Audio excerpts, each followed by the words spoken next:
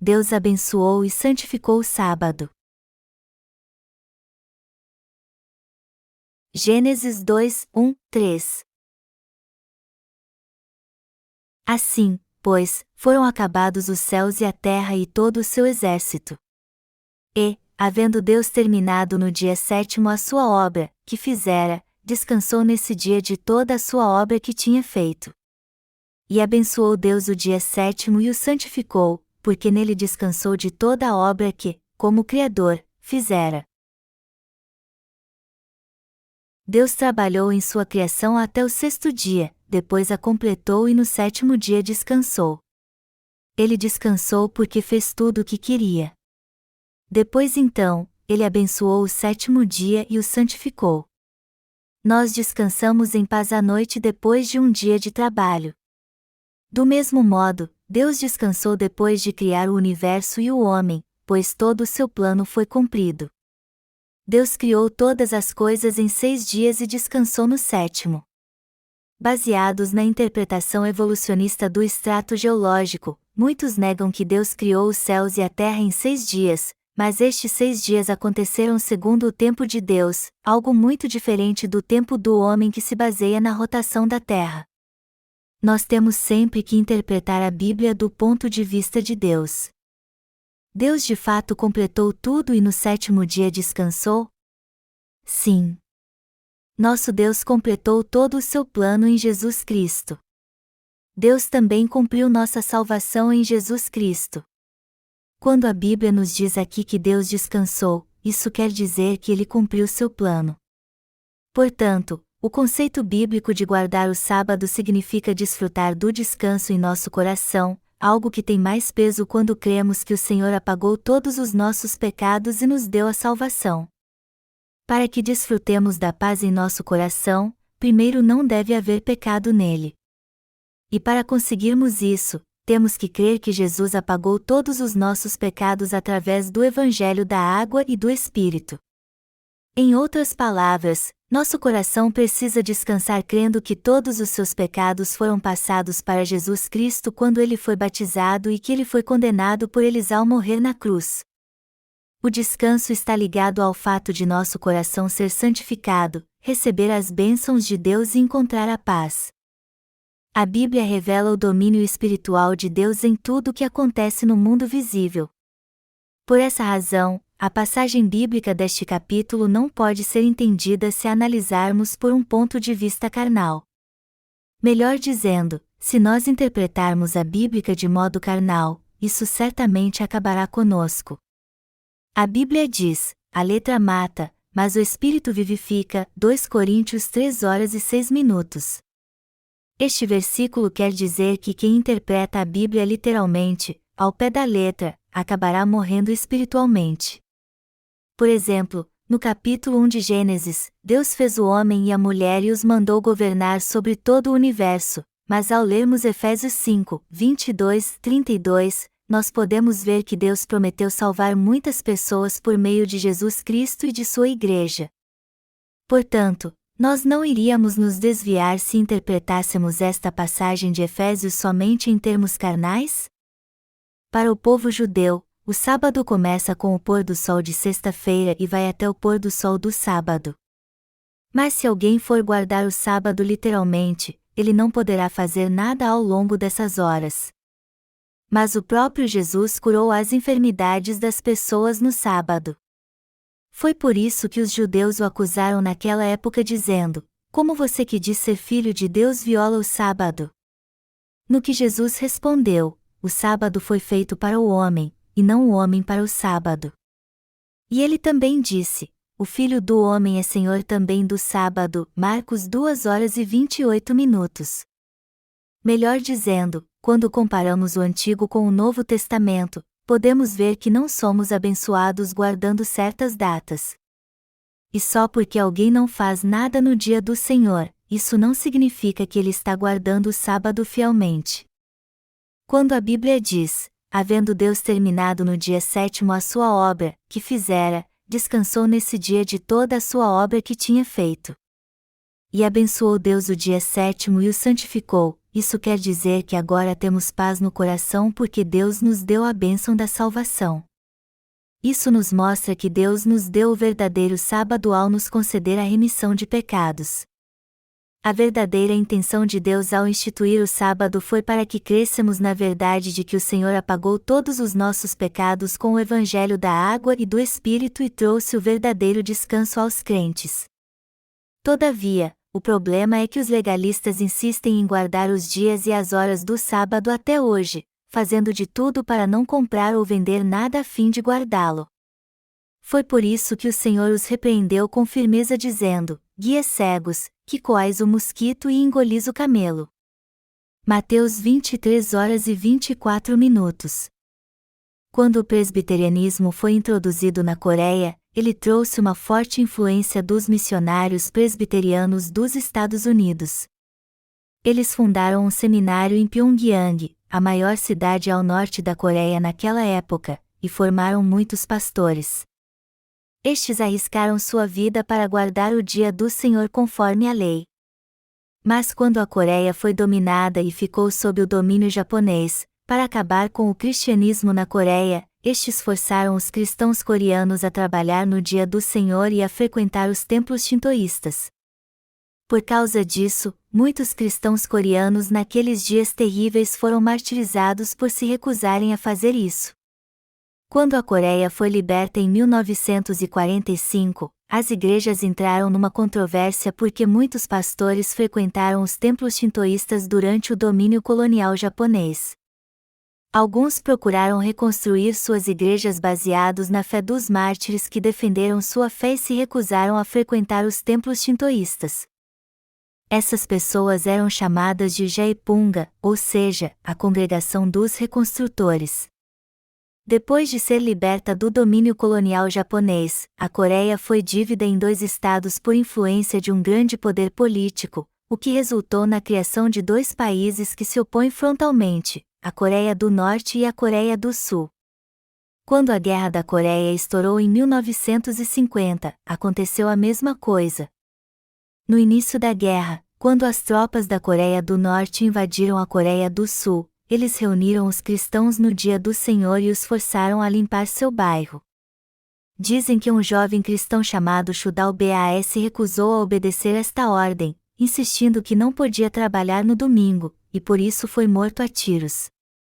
Mais tarde, os cristãos coreanos honraram a fé de Bae por ele ter sido martirizado aos 25 anos para guardar o domingo, e sua igreja fez uma homenagem póstuma concedendo a ele o diaconato. Se alguém fosse guardar os dias e as horas exatas do sábado, ele poderia mesmo fazer isso com perfeição? Alguém consegue de fato não fazer nada ou não pecar no sábado e guardar seu coração e seu corpo neste dia santo? Não, isso é impossível. Foi assim que Deus nos disse para guardar o sábado? Não, o verdadeiro significado do sábado é Deus nos chamando para que creiamos que Ele remiu todos os nossos pecados. Deus planejou tudo em Jesus Cristo antes de criar os céus e a terra. E já que Ele planejou remir todos os nossos pecados, e realmente cumpriu seu plano em Jesus Cristo, os pecados de todos já não existem mais diante de seus olhos. Saber disso e crer nisso, receber a remissão de pecados e guardar essa fé em nosso coração, este foi o verdadeiro propósito de Deus ao nos mandar guardar o sábado. Contudo, os cristãos que não nasceram de novo entendem isso de modo errado e procuram guardar o sábado ao pé da letra. Alguns deles insistem que o sábado tem que ser guardado literalmente e dizem: nós temos que ir para um monte ou para algum lugar isolado. Nós só poderemos guardar o sábado por completo se trabalharmos para nós mesmos. Como poderemos guardar o sábado se trabalharmos para outra pessoa? Deus nos disse para não roubar também, mas como podemos guardar este mandamento? Se nós vivermos separados desta sociedade maligna, nós conseguiremos não roubar e também guardaremos o sábado.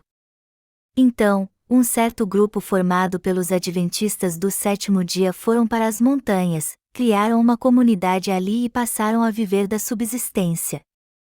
Todavia, quando nós ouvimos o testemunho de pessoas que deixaram esta igreja, eles dizem que isso não passa de palavras e que nenhum deles guarda o sábado realmente. Embora os legalistas não possam guardar a lei, o simples fato de eles tentarem é suficiente para que eles se sintam superiores e orgulhosos. Se alguém entender a Bíblia de modo errado assim, isso lhe trará consequências terríveis. A ignorância espiritual certamente o levará à morte. Os adventistas dizem que o sábado vai do pôr do sol de sexta-feira ao pôr do sol do sábado e acusam todos os cristãos que não guardam o dia do Senhor de praticar a iniquidade. Jesus foi crucificado na sexta-feira às 3 horas da tarde. E já que o sábado iria começar em poucas horas, seus discípulos que guardavam o sábado disseram que seu corpo deveria ser tirado da cruz e posto rapidamente no sepulcro. Ao amanhecer o dia depois do sábado, Jesus venceu a morte e ressuscitou dos mortos. Mateus 28, 1. É por isso que nós chamamos este dia de Dia do Senhor em memória à sua ressurreição e o guardamos como o dia de descanso. Nós nos lembramos do dia do Senhor e o guardamos porque este foi o dia em que o Senhor apagou todos os nossos pecados e triunfou sobre eles, e também porque foi neste dia que a igreja nasceu. Atos 2 horas e 1 minuto. Quando você encontrar um adventista, você deve explicar isso a ele. Quando lemos o Antigo Testamento, há muitas passagens que dizem que Deus nos abençoará se guardarmos o sábado, mas quando lemos o Novo Testamento, vemos que o próprio Jesus trabalhou no sábado. O Senhor também disse: o sábado foi estabelecido por causa do homem, e não o homem por causa do sábado. Marcos 2 horas e 27 minutos. Receber a remissão de pecados é o mesmo que desfrutar do verdadeiro descanso, e o significado espiritual do sábado é receber a remissão de pecados de Deus, se tornar filhos dele, receber suas bênçãos e glorificá-lo pela fé. É por isso que os ensinamentos de todas as denominações que procuram guardar o sábado literalmente estão errados. Entre essas denominações que dão ênfase ao Estatuto do Sábado estão os Adventistas, os Presbiterianos, a Igreja da Santidade e os Batistas, e a primeira dentre todas elas é a Igreja Adventista do Sétimo Dia. Até hoje seus seguidores procuraram guardar o sábado ao pé da letra. Por isso, a maioria deles trabalha para si, já que fica difícil eles trabalharem para alguém, pois assim eles teriam que trabalhar no sábado. Eu pertenci à ala Cochin da Igreja Presbiteriana da Coreia por algum tempo, mas esta denominação também dá muita importância à guarda do Dia do Senhor de uma forma legalista. Seus seguidores não compram nada no Dia do Senhor e nem costuram suas roupas, tudo para guardar o Dia do Senhor como seu dia santo. Eles procuram não ter o menor trabalho que seja por pensarem que Deus lhes disse para não trabalharem no Dia do Senhor. Amados irmãos, vocês têm que entender o significado espiritual do sábado. Todos que creem em Deus devem guardar o sábado espiritual. Houve um dia certo em que o verdadeiro descanso veio ao seu e ao meu coração? Sim, este dia de fato existiu. Por mais que nós não lembremos que dia ou mês isso aconteceu, ainda assim houve um dia em que nós recebemos a remissão dos nossos pecados. Que passagem da Bíblia nos fala que nossos pecados foram completamente apagados?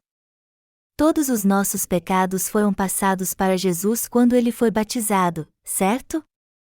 Eu passei por muitas lutas e sofrimentos para descobrir esta incrível verdade. Ninguém me ensinou essa verdade da água e do Espírito quando eu fazia seminário, por mais que eu perguntasse sobre isso aos meus professores. E eu tinha pecado em meu coração naquela época. Um dia, quando eu estava num culto de avivamento, eu pedi a um irmão que me explicasse o evangelho que ele cria, e expliquei para ele como eu o entendia. Ele começou a explicar o sistema sacrificial em Levítico, e então, quando chegou em Mateus capítulo 3, ele me pediu para ler a passagem que descreve o batismo de Jesus. Eu li a passagem então, e naquele momento todos os meus questionamentos foram respondidos na mesma hora. Eu pude ver diante dos meus olhos como o Antigo e o Novo Testamento estavam ligados. Então eu disse a ele: já chega. Você pode parar agora. Eu finalmente entendi a verdade que eu desejava tanto conhecer. Enquanto lia Mateus 3, 13, 17, eu entendi a verdade do Evangelho da água e do Espírito e recebi a remissão de pecados em meu coração.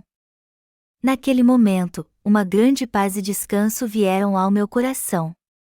Desde então eu tenho crido totalmente neste Evangelho da água e do Espírito e o pregado. Sempre que eu prego o Evangelho para os outros, eu os levo a entender os pecados do seu coração mostrando-os para eles de modo bem claro, e explico para eles o significado do batismo de Jesus. Somente quando alguém tem um encontro com o Senhor através do Evangelho da água e do Espírito é que ele recebe a verdadeira paz, e isso vale para todos. Embora aqueles que dizem que não têm pecado só porque creem no sangue da cruz confessarem que seguem ao Senhor, eles não têm descanso nem dão fruto algum. Eles não encontram descanso no Senhor nem nos ensinamentos de sua denominação. Eles dizem que receberam a remissão de pecados somente pelo sangue da cruz, mas como seus pecados poderiam ser remidos se Jesus não os aceitasse ao ser batizado? Hoje não existe mais pecado porque Jesus aceitou todos os pecados em seu batismo. Como pode não haver mais pecado crendo apenas no sangue da cruz? Se o batismo de Jesus for deixado de fora, a Bíblia não pode ser entendida, nem o Antigo nem o Novo Testamento. Sem o batismo de Jesus não podemos entender a Bíblia nem receber a verdadeira remissão de pecados. Uma irmã me disse uma vez que seu marido dizia que não tinha pecado, apesar de ele não conhecer o batismo de Jesus.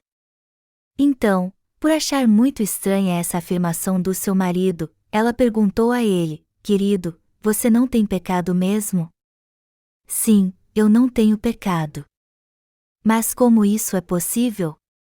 "Por que eu teria pecado, já que Jesus levou todos eles na cruz?" A irmã perguntou então: "E se você pecar amanhã? Ainda assim você não teria pecado?" Então seu marido finalmente disse: "Bom, nesse caso, querida, eu vou ter pecado." Ela então falou ao seu marido sobre o Evangelho da verdade cumprido pelo batismo de Jesus e seu sangue na cruz. Ele então a ouviu com atenção e recebeu a verdadeira remissão de pecados. Se não crermos que Jesus levou nossos pecados em seu batismo, nenhum de nós poderá dizer que não tem pecado, pois todos nós pecamos todos os dias. Guardar o sábado que Deus nos deu significa de fato guardar a verdade da remissão de pecados que Ele nos deu também. O fato de Deus ter descansado no sétimo dia significa que Ele nos deu a perfeita salvação. Não é fazendo orações de arrependimento fanaticamente que recebemos a remissão de pecados. Afinal de contas, nós fazemos orações de arrependimento? Nós jejuamos e oramos? Algum de nós foi preso por ir contra o culto shintoísta? Não, nós não fazemos isso, só cremos na palavra de Deus, e por isso recebemos a remissão de pecados. Por Deus ter apagado todos os nossos pecados com o Evangelho da água e do Espírito, nós agora não temos mais pecado pela fé. Só porque nós encontramos o perfeito Evangelho e cremos nele, o Evangelho pelo qual Deus apagou todos os nossos pecados, nós não temos mais pecado algum. Mas se, por outro lado, crermos no meio Evangelho que não nos dá a certeza de que Deus de fato acabou com todos os nossos pecados, nossa fé certamente irá mudar então, por mais que creiamos em Deus com todo fervor. Gênesis capítulo 1 explica todo o plano de Deus para nós, enquanto que o capítulo 2 explica o que Ele fez para salvar a humanidade. Daí por diante, Deus nos dá detalhes específicos do que é sua igreja, como Satanás fez o homem cair, como Deus planejou acabar com todos os nossos pecados e como devemos crer nele. Por isso, se não entendermos o capítulo 1 de Gênesis não poderemos entender o resto do livro. Por outro lado, se tivermos um entendimento correto do capítulo 1, poderemos entender todo o plano de Deus então e, consequentemente, entenderemos também os capítulos 2 e 3. Os 3 primeiros capítulos de Gênesis podem ser definidos como a visão geral de toda a Bíblia. No primeiro dia da criação, Deus falou da remissão de pecados, no segundo dia, do discernimento espiritual, no terceiro dia, que não poderemos dar frutos de justiça se formos carnais. No quarto dia, Deus nos falou como podemos nos tornar seus servos, e no quinto dia, Ele nos falou como viver pela fé. No sexto dia, Deus nos diz que Ele criou o homem à sua imagem e semelhança. O fato de Deus ter criado o homem e a mulher neste dia significa que Ele se alegou em edificar sua igreja e completar toda a obra da salvação em Jesus Cristo. No sétimo dia, Deus disse que Ele descansou, pois Ele havia acabado tudo segundo a sua vontade. Já que Deus havia acabado de criar o universo e tudo o que nele há, completamente tudo segundo a sua vontade, Ele finalmente nos deu a paz. É por isso que Deus nos diz que Ele assim como nos escolheu, nele, antes da fundação do mundo, para sermos santos e irrepreensíveis perante Ele, e em amor. Efésios 1h04. Na verdade, se você já aprendeu isso até agora, você já aprendeu toda a Bíblia. Você não pode aprender esta verdade no seminário.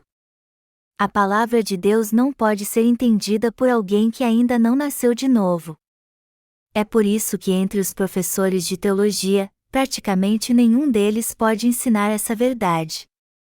Sendo assim, aqueles que nasceram de novo através do Evangelho da Água e do Espírito não são intimidados por ninguém, mesmo quando eles encontram os que se dizem grandes teólogos.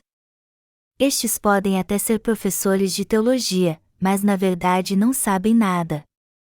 Quando pedimos a eles para abrir a Bíblia e falar alguma coisa, eles não dizem nada que presta. Quando as pessoas não recebem a remissão de pecados pela palavra da verdade, elas procuram aprendê-la estudando teologia. Mas não podemos aprender a Bíblia através de estudos seculares. E por mais que haja muitos livros cristãos, nenhum deles explica realmente o que é o verdadeiro Evangelho. Assim sendo, por mais que os eruditos tenham se esforçado e escrito muitos livros, suas conclusões não passam de ensinamentos humanistas que nos incentivam a ter uma vida honesta, fazer orações de arrependimento e receber o Espírito Santo. Por isso, o declínio espiritual do cristianismo atual é algo inevitável.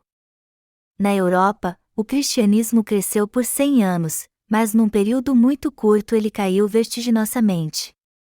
Dizem que na Grã-Bretanha, que foi um baluarte do cristianismo no mundo, os cristãos que vão à igreja regularmente hoje em dia compõem menos de 5% da população.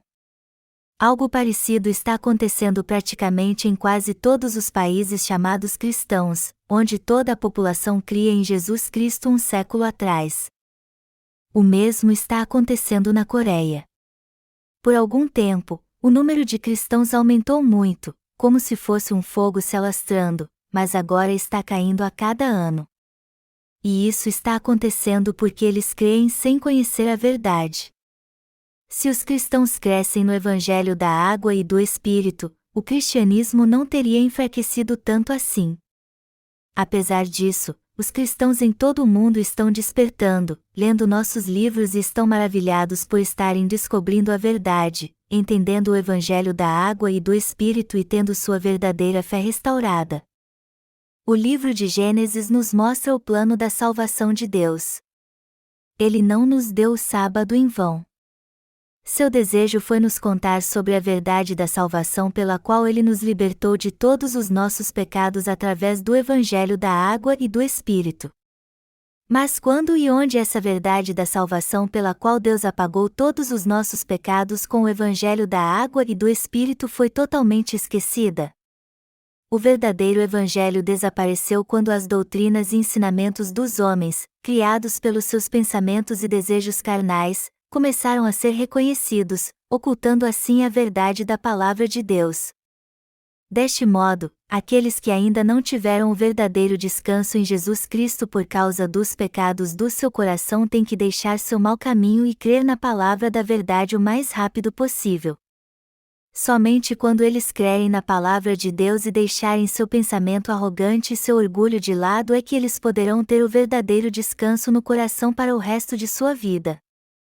Ao nos dar o sábado e nos abençoar realmente neste dia, Deus permitiu que todos conhecessem sua palavra de maneira correta, recebessem a verdadeira salvação e guardassem o sábado. Nós temos que ser pessoas que guardam o sábado com a verdadeira fé.